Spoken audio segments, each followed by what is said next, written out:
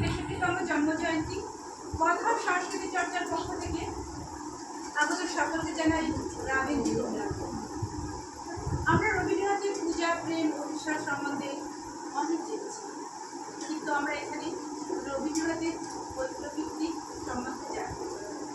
তিনি হয়তো সশস্ত্র বিপ্লব করেন, কিন্তু তার বশী হয়ে যে বিপ্লব ছড়িয়েছিলেন তা আমরা সবাই জানি।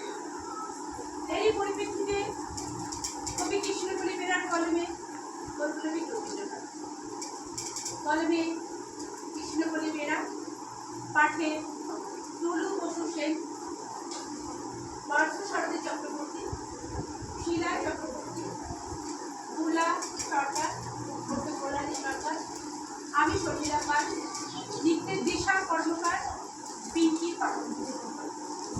শুরু হচ্ছে বিপ্লবী রবীন্দ্রনাথ।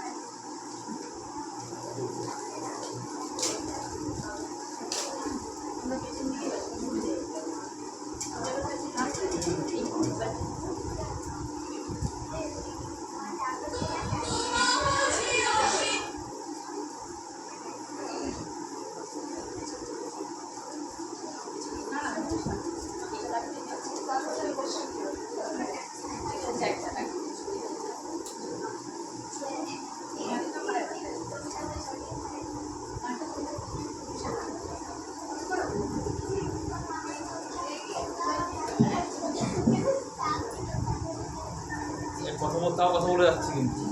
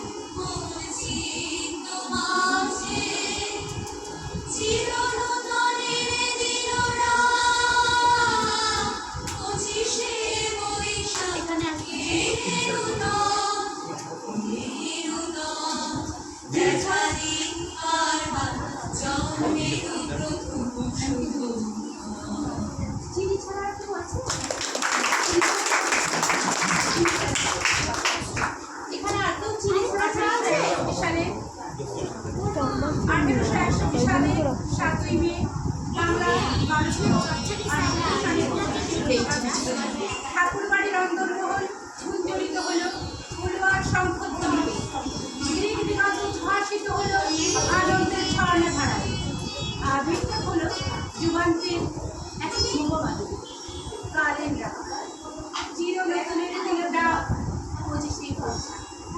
এর সাথে জন্ম হলো আরেক প্রতিবাদী কলমে।